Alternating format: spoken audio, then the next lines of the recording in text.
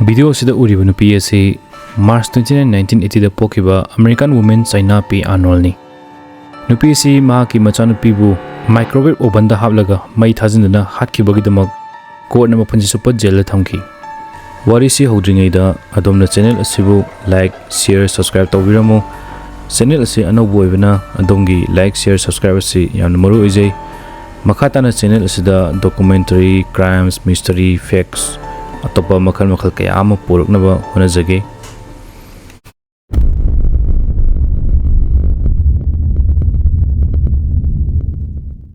China Arnold numit kungani pani katangai bi machanupiga maki boyfriend Terrell Teliga Ohiogi Dayton haina khangnaba mafam asida laiba housing complex amada lerami.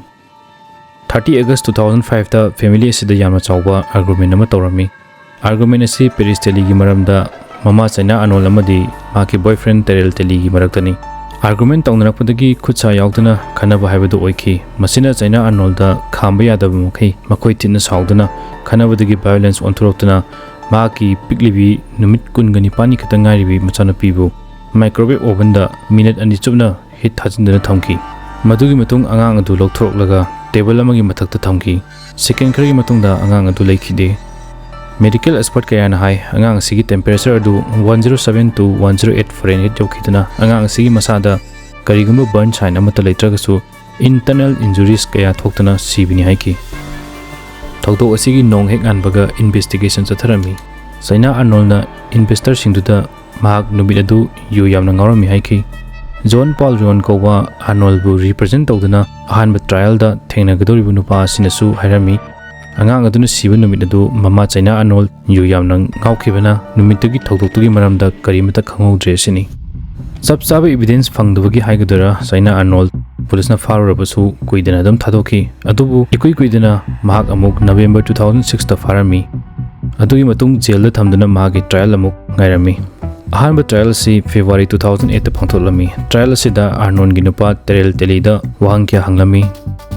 Telini kumlami mahak numitu yumda leite adubu mahaki machano panadi karimu wafum khara phongtoki madudi Paris asi yumlon nabda leiba angang nupa macha amana microwave oven da haplamlaga senki madui matungda angang sine Paris asi lauthoklaga table da thamlaba matungda angang asi sikhibani sini.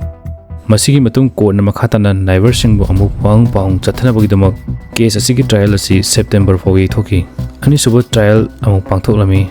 Adubu trial asidadi hek horoppaga angang si Mama China Arnold na microwave aduda angang adu leiramba amadi lauthoktuna sira fawada kanamata leite mahak khaktang natana kanamata leite na hairami. Masidagi court na mi Hatpa asi China Arnold ni haina confirm tadana mabu mapunsi chupagi jail da payroll gi khutongchaba amatta pidana leiba haina September 8 2008 lauthoklami. Madugi matung nupi prisoner sing khatana leiba Dayton Correctional Institute hariba institution da China Arnold si thamki. Sahi ani leraga November 5 2010 da Ohio gi second district court haira khangnaba court asina appeal ama torami. Appeal aduda haribasi Arnold gi case amuk reverse tawgadabani amadi court aduna Arnold bu namfuda karigma witness amata yautana amadi masa kanjanabagi tanja amata pidana prison da thamjankhibani sini.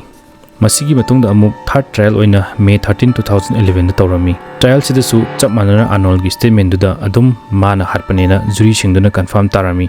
Numisida magi attorney oriba nupa asina angang asigi harpagi evidence leite amadi tongan bu wahi kaya thamdana China Arnold bu kannabu honaki adubu madumangna jury singdubu convince tawbudi ngamlamde. Madugi matung May 20 da China Arnold amuka hana jail da thajanki.